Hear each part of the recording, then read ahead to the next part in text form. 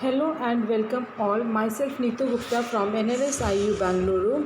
In this session, I am going to discuss about the legal reasoning. जो हमारे sessions continue हो रहे हैं लीगल रीजनिंग के, so we will continue with the criminal law. Let us start. Principle देखिए क्या है अब इसका. Whoever dishonestly misappropriate or converts to his own use any movable property shall be punished with imprisonment of either description for a term which may extend to 2 years or fine or both. Is it clear? तो ये हमने previous session में criminal miss appropriation discuss किया था. That is under section 403 of Indian penal Code. Is it clear? तो यहाँ पे अगर कोई भी अपने दोबारा से रिपीट कर लूँ, डिसऑनेस्टली कोई property movable property miss appropriate कर रहा है या कन्वर्ट कर रहा है अपने यूज़ के लिए, he shall be punished with imprisonment for of either description for a term which may extend to 2 years or fine or both. Now see the facts. A को एक डायमंड रिंग मिली थी, not knowing to whom it belongs. Is it clear? उसको एक diamond ring मिली थी और उसको नहीं पता था कि ये डायमंड रिंग किसकी है. He sells immediately to a jeweller. Is it clear? तो कल हमने फाइंडर ऑफ गुड्स की भी बात की थी क्रिमिनल मिस एप्रोप्रिएशन के अंडर. Is it clear? तो वहाँ पे हमने क्या डिस्कस किया था कि जो फाइंडर है he has responsible to find the owner of the goods. अगर उसको नहीं मिल रहा उसके एफर्ट्स के बाद, तब वो अपने यूज़ के लिए गुड्स को रख सकता है. अब यहाँ पे उसने क्या किया है कि उसको डायमंड रिंग मिली, उसको नहीं पता था ये किसकी है, तो उसने क्या किया, डायरेक्टली वो ज्वेलर को सेल कर दी है. उसने कोशिश नहीं की है, ट्राई नहीं किया है कि ओनर को फाइंड करने के लिए. सो उसमें उन्होंने ये जो ए है, he will be punished under section 403 for dishonestly misappropriating or converting to his own use a diamond ring. Is it clear? देखिए options. A is guilty of criminal misappropriation, not guilty of criminal misappropriation, A is guilty of cheating. So best answer आपका क्या है? A. That is A is guilty of criminal misappropriation. Is it clear? Now next,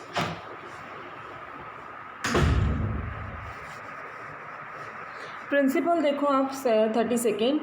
voluntary drunkenness is not a defence under section 85 and 86 of Indian penal code.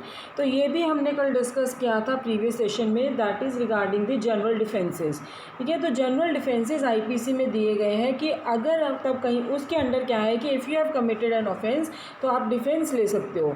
तो हमने कल इनवॉलेंट्रीली drunkenness का किया था कि जहाँ पे आपको आपके नॉलेज के बगैर या फिर आपके विलिंगनेस के अगेंस्ट आपको ड्रिंक करवाया गया है, तो वहाँ पे आप you can take the defence of the involuntarily intoxicated. Is it clear? कि वहाँ पे आप कह सकते हो कि मुझे नहीं पता था कि मुझे ड्रिंक कराया गया है या मुझे इंटॉक्सिकेटेड किया गया है, या आप कह सकते हो कि मैं मना कर रहा था, मेरी विल के अगेंस्ट, मेरी कॉन्सेंट के बिना यहाँ पे मुझे पिलाया गया है. तो अगर उस टाइम पे आपसे कोई ऑफेंस हो रहा है, you can take the defence under section 85. But यहाँ पे अगर वॉलंटरली आपने अपनी मर्ज़ी से ड्रिंक किया है, then you can not take defence under section 85 and 86 of Indian penal Code. Is it clear? So facts क्या हैं? A has in his possession of a bottle of poisonous lotion for external application and a bottle of medicine for internal use. Is it clear? ए के पास एक bottle है जिसकी कि poisonous lotion की bottle है वो फॉर एक्सटर्नल एप्लीकेशन, और bottle of जो मेडिसिन की बॉटल है वो इंटरनल यूज़ के लिए यूज़ की जाती है. Now A in a drunken condition. Is it clear? He is in a drunken condition. अपने बच्चे को उसने क्या दे दिया, an ounce of the poisonous lotion to drink, और जिसकी वजह से बच्चे की डेथ हो गई है. Now A is guilty of which offence? Is it clear? देखो यहाँ पे options. Now whether he can take defence under section 85-86. He can not take defence under section 85-86 क्योंकि ही वॉज ड्रंक और उसने अपने मर्जी से ड्रिंक की थी, तो वहाँ पे he can not take defence under section 85-86. तो गिवन ऑप्शंस में देखो क्या आंसर होना चाहिए आपका. ए is guilty of death caused by rash and negligent act. Guilty of murder. Third, A is not guilty since he is in a drunken state. तो यहाँ पे क्या आएगा, ऑप्शन आपका ए आएगा कि A guilty of death caused by rash and negligent act. Next क्या है आपका, attempt to murder is punishable under section 307 IPC but preparation is not an offence. तो ये भी हमने लास्ट क्लास में प्रिंसिपल डिस्कस किया था। इसमें मैंने आपको बताया था कि फॉर दी ये अटेम्प्ट है, ये इनकम्प्लीट ऑफेंस है, it is an inchoate offence. So attempt to murder में आपका अटेम्प्ट क्या है कि यहाँ पे 4 स्टेजेस होती है टू कंप्लीट एन ऑफेंस। सबसे पहला फर्स्ट स्टेज क्या है, that is mains Riya. Is it clear? First stage is regarding the mains Riya, that is कि आइडिया आपके माइंड में आ रहा है, आइडिया आपके माइंड में आ रहा है। सपोज़ आपके माइंड में आइडिया आ गया कि आपने बच्चे को किडनैप करना है, तो यहाँ पे क्या है, आपका माइंड क्या है, गिल्टी माइंड है। तो फर्स्ट स्टेज है, सिर्फ माइंड में है, it is an innocent stage. Why it is an innocent stage? क्योंकि यहाँ पे नोबडी नोज़ कि आपके माइंड में क्या चल रहा है। क्या आप बता दोगे किसी के माइंड में क्या चल रहा है? नहीं। तो यहाँ पे इस वजह से ये इनोसेंट स्टेज है, और अगर आपके माइंड में अभी आइडिया है, court law will not take into cognizance. Is it clear? Second stage क्या है, अब आइडिया आ गया, अब आपने उसकी प्रिपरेशन स्टार्ट कर दिया है। सो सेकेंड स्टेज क्या है, प्रिपरेशन है, जिसमें कि आपने क्या किया है, किडनैप किस तरह से करना है वो प्लान करना स्टार्ट कर दिया। Is it clear?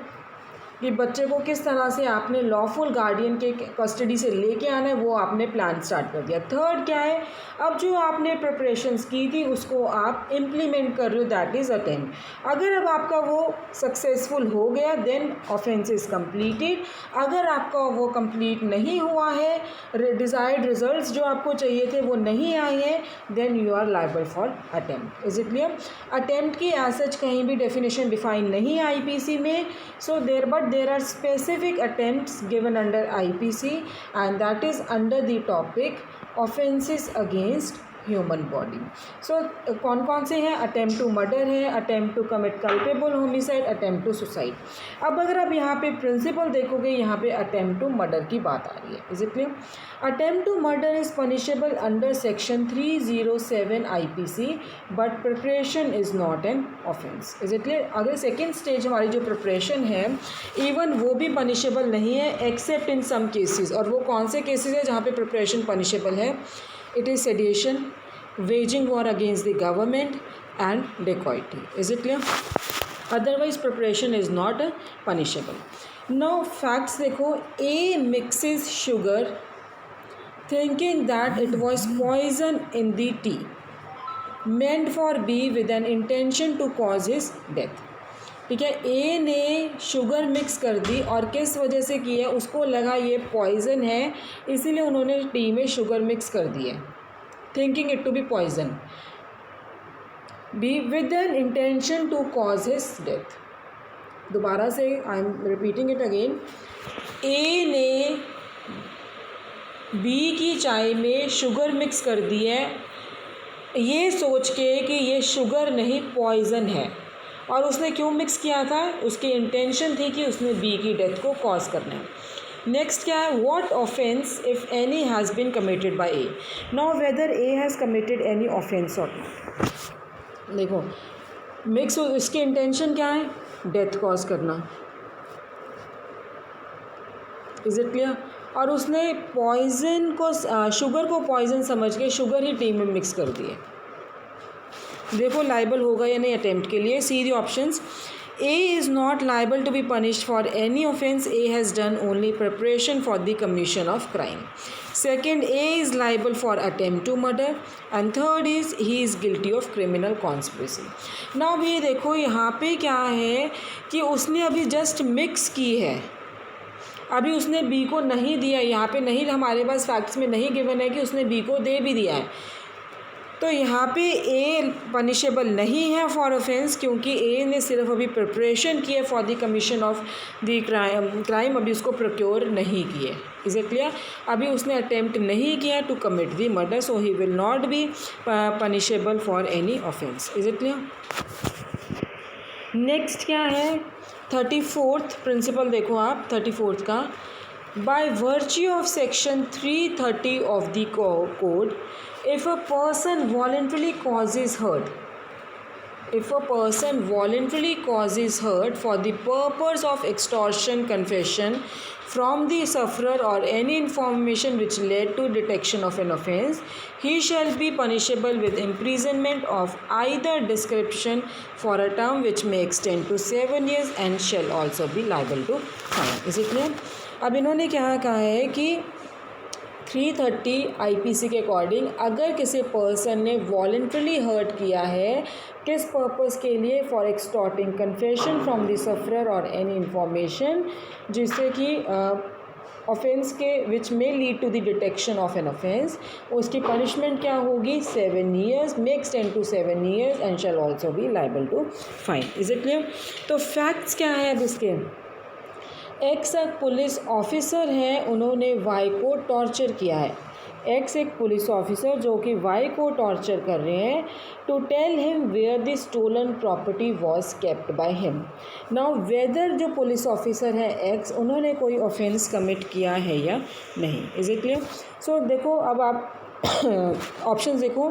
First option क्या है आपकी, x is not liable since he is discharging his duty. X is liable since the custodial torture is not a part of the duty.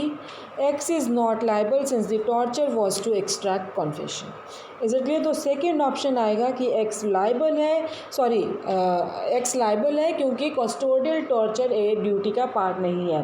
Police authorities custodial torture नहीं कर सकते हैं, उनको मार पीट नहीं सकते हैं, उनसे ज़बरदस्ती कन्फेस नहीं करवा सकते हैं. Is it clear?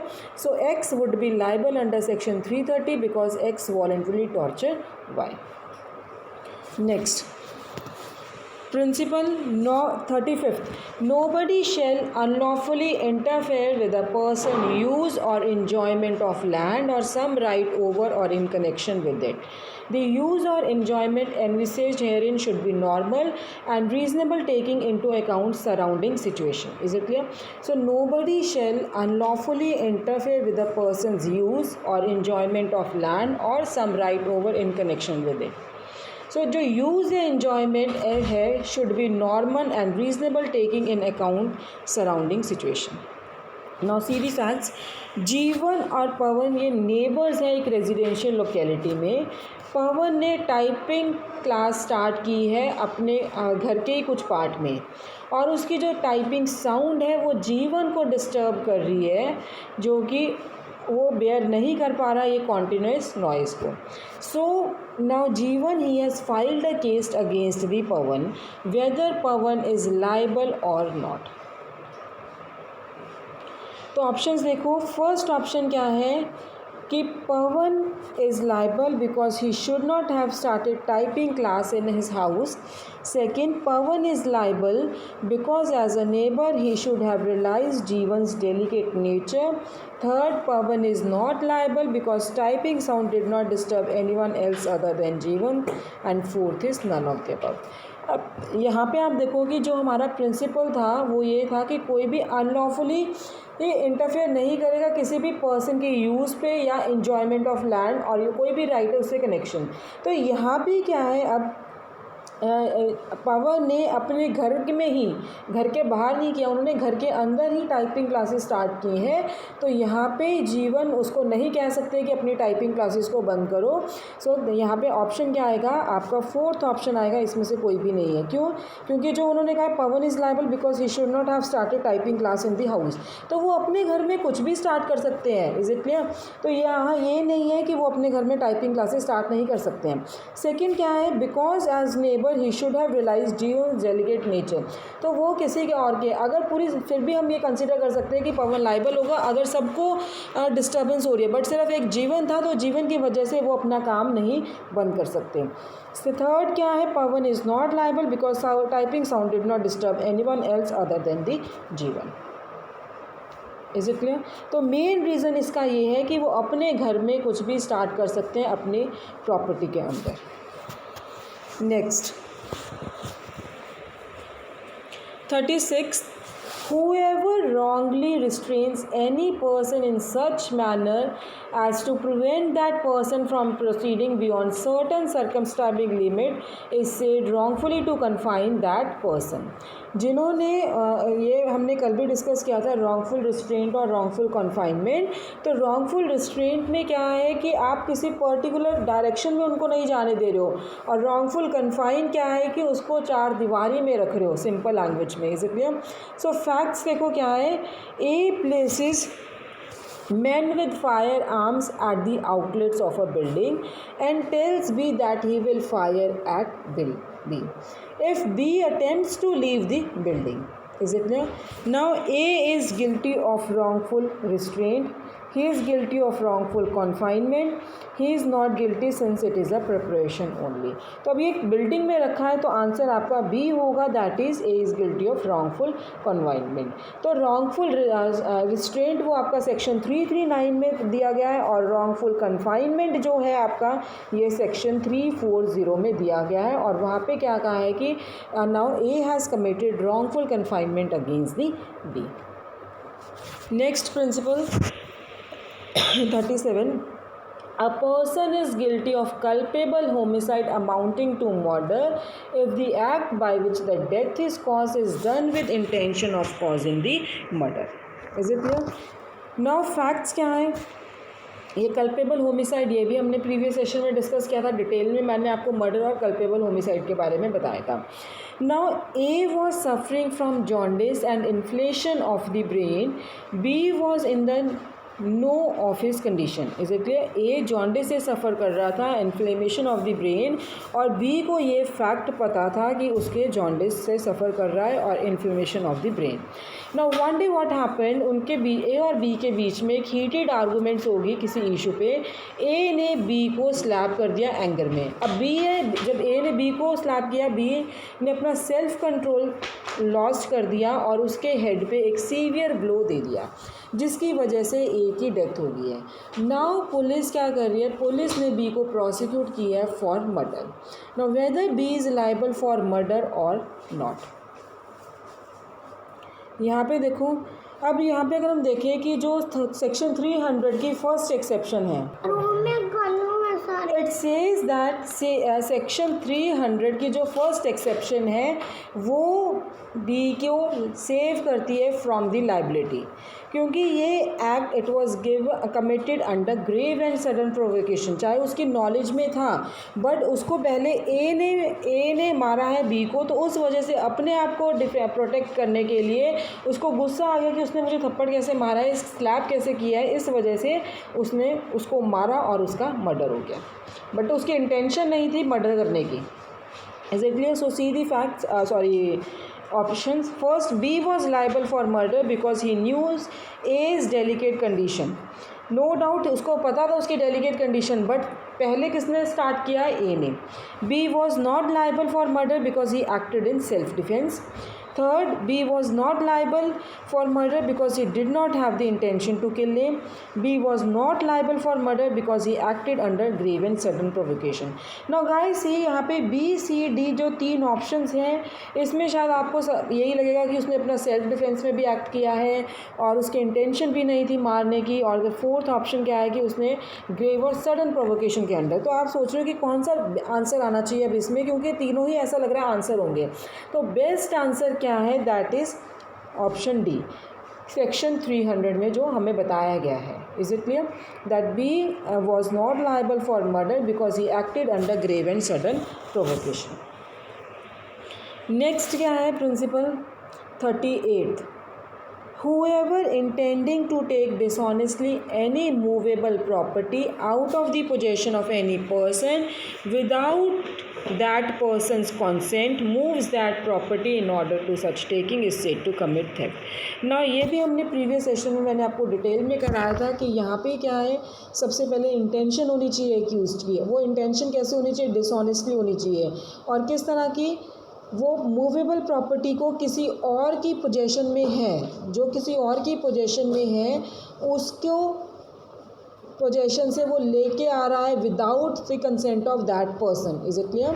सबसे पहले intention, dishonest intention, property movable property होनी चाहिए, किसी और की पोजेशन में होनी चाहिए, और उस पर्सन की पोजेशन के बिना से वो वहाँ से लेके आया प्रॉपर्टी, और किस वजह से उसकी क्या इंटेंशन क्या है, थेफ्ट कमिट करने की। इसी क्लियर? तो यहाँ पे प्रॉपर्टी मूवेबल प्रॉपर्टी होनी चाहिए आपकी, और it doesn't matter about the ownership, नी का मैटर नहीं है यहाँ पे, सिर्फ पोजेशन है कि किसकी पोजेशन में है। फॉर एग्जाम्पल मैं आपको दे रही हूँ किस तरह से मैं ओनरशिप और पोजेशन में डिफ्रेंशिएट कर रही हूँ। नाउ अगर आपने कुछ कपड़े ड्राई क्लीन के लिए ड्राई क्लीनर को दिए हैं, ओनर आप हो, लेकिन किसकी पोजीशन में है, ड्राई क्लीनर की पोजीशन में है, तो in that case what happens कि अगर आप उसको ड्राई क्लीन के जब उन्होंने कर दिए लेने जा रहे हो, बट आपने शॉप पे जाके देखा कि आपके पास इनफ मनी नहीं है उसको पे करने के लिए, तो आप क्या कर रहे हो कि अपने और गुड्स के साथ वो धीरे से अपनी ड्रेस को उसके साथ रख रहे हो, गुड्स के साथ रख रहे हो, तो वहाँ पे उस पर्पज़ से कि आप धीरे से अपना ड्राई क्लीन वाला ड्रेस भी साथ में ले जाओगे। तो यहाँ पे क्या है, थेफ्ट है, क्योंकि वो किसकी पोजीशन में था, ड्राई क्लीनर की पोजीशन में था, और डिसऑनेस्टली आपने उसकी पोजीशन में से लेके आ रहे हो। फैक्ट्स क्या है, मिस ममता एंड सुंदरा ये रूममेट्स थे हॉस्टल में। ममता की जो वॉच थी वो काम नहीं कर रही थी, it was out of order. So उसने क्या किया, उसने एक कॉस्टली वॉच ले ली सुंदरा की जब वो एग्जामिनेशन के लिए जा रही थी, ताकि वो टाइम देख सके without Sundarraj permission. Is it clear? While जो ये मिस ममता जिन्होंने वॉच ली थी अपनी रूममेट की, जब वो पेपर से वापस आ रहे थे तो उन्होंने उनसे ये घड़ी गुम हो गई थी। नाउ वेदर ममता है इन्होंने कोई ऑफेंस कमिट किया है या नहीं। अब यहाँ पे मैंने देखो थेफ्ट में आपको बताया कि इंटेंशन होना बहुत ज़रूरी है, there must be dishonest intention. Is it clear? तो क्या यहाँ पे ममता जिसने वॉच ली थी अपनी रूममेट की, उसकी इंटेंशन थी चोरी करने की? बिल्कुल भी नहीं थी। क्यों? क्योंकि वहाँ पे क्लियरली हमें लिखा गया है, बताया गया है कि she takes the costly watch of Miss Sundara while going for examination to keep time. Is it clear? उसकी रूममेट है, वो ले सकता है, इतनी अंडरस्टैंडिंग उनमें है कि उन्होंने उसकी वॉच उठा ली एग्जामिनेशन पर्पज़ के लिए। तो क्या वो लाइबल है? जब इंटेंशन ही नहीं है तो how she will be liable under section 378। Is it clear? So देखो अब यहाँ पे इसीलिए कहा है कि प्रिंसिपल को ब्रेक किया करो, फैक्ट्स को ब्रेक किया करो, तब आपको ईजिली क्लियर हो जाएगा। क्या? क्योंकि जो प्रिंसिपल है, जितने भी उसमें इसेंशियल्स हैं वो सारे के सारे आपके फैक्ट्स में सेटिस्फाइड होनी चाहिए। अगर एक भी इसेंशियल नहीं है then that person is not liable for that particular offense. So let us see the options. Miss Mamta has committed the offense of theft. Second, Miss Mamta has not committed the offense of theft as there is no dishonest intention. Third, there cannot be a theft between two friends like Mamta and Sundra and none of the above. So आपका answer क्या होगा? क्या first क्या है, Mamta has committed the offence of theft, ये तो नहीं है। Second, has not committed the offence of theft as there is no dishonest intention. Is it clear? So there can not be a theft between two friends, ये कोई reason नहीं है, क्यों friends में भी चोरी हो सकती है। None of the above. So second is the best option. Next 39th, a confession made in the court should be free and voluntarily. Confession made in the court should be free and voluntarily means कि confession अगर कोई pressure से है वो week type of evidence है। अगर police उनको torture करके कन्फेशन ले रही है तो that is a weak type of evidence. Now what are the facts of this principle? Rahul और अमित दो गुड स्टूडेंट्स हैं, वो रूम पार्टनर्स हैं। Amit becomes friendly with Sumit जो कि ड्रग एडिक्ट है। Is it clear? अमित ने ड्रग्स कंज्यूम करना स्टार्ट कर दिए हैं। एक दिन जो अमित थे they does not have money to buy the drugs, so उन्होंने क्या किया, इम्पोर्टेड वॉच चोरी कर लिए राहुल की। Repeating it again, Rahul Amit दोनों बहुत गुड स्टूडेंट्स थे, रूम पार्टनर्स भी थे, और Amit he became friendly with Sumit जो कि ड्रग एडिक्ट था। Now Amit also starts consuming drugs. अब एक दिन अमित के पास पैसे नहीं थे ड्रग्स को ख़रीदने के लिए, तो उन्होंने क्या किया, अपने रूममेट की राहुल की एक इम्पोर्टेड वॉच चोरी कर ली है। राहुल ने पुलिस को कंप्लेन कर दिया और अमित को अरेस्ट करवा दिया। Now in this lockup police ने अमित को क्या बोला है कि अगर वो कन्फेस करेगा he may be released. Amit confesses in the court.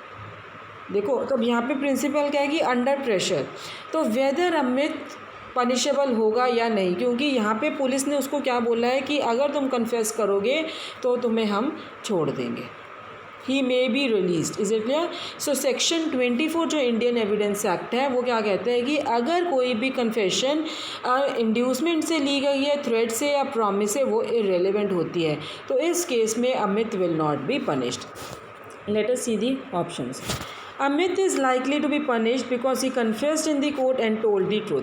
तो क्या ये ऑप्शन होगा? नहीं होगा। क्यों? क्योंकि यहाँ पे पुलिस ने उसको ज़बरदस्ती कहा था कि वो अगर वो कन्फेस कर लेगा तो उसको रिलीज़ करवाया जा सकता है, रिलीज़ हो सकता है वो, तो ये ऑप्शन नहीं है।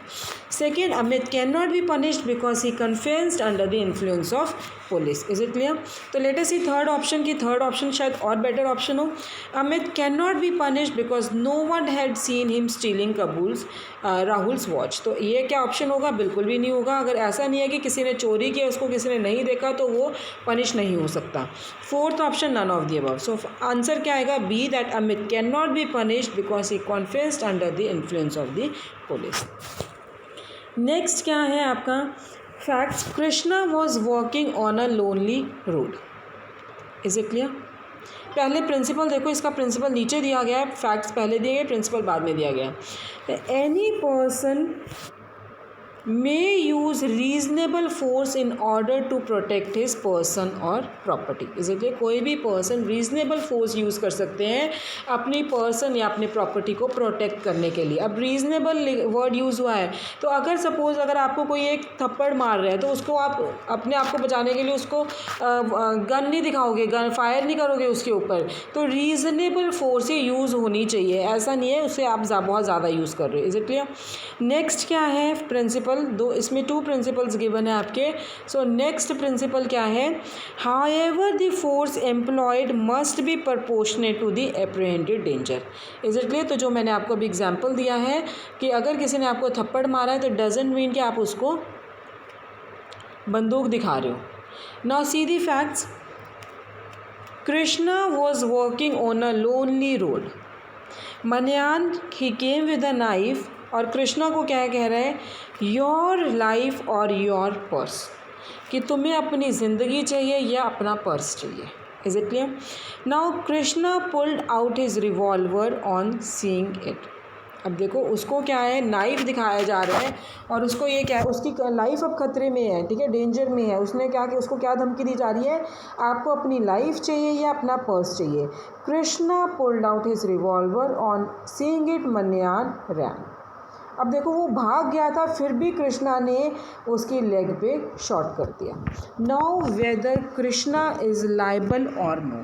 अब जब वो भाग ही गया है, जब वो भाग गया है तो कोई थ्रेट है उसकी लाइफ को? नहीं है थ्रेट। देन वाई ही है शॉट? अगर वो ना भागता फिर ठीक है, अगर उसको वो फायर कर देता इट विल बी, क्यों वो भागा नहीं, वहीं पे खड़ा है, उसको डरा रहा है, तो उसको अपनी लाइफ को प्रोटेक्ट करना है। बट यहाँ पे ऑलरेडी वो भाग गया है, तो वाई ही है shot? Is it clear? See the options. Krishna will not be punished as there was danger to his property. No, क्योंकि अब डेंजर तो था ही नहीं, वो भाग गया। Krishna will not be punished as the force he use was proportionate to the apprehended injury.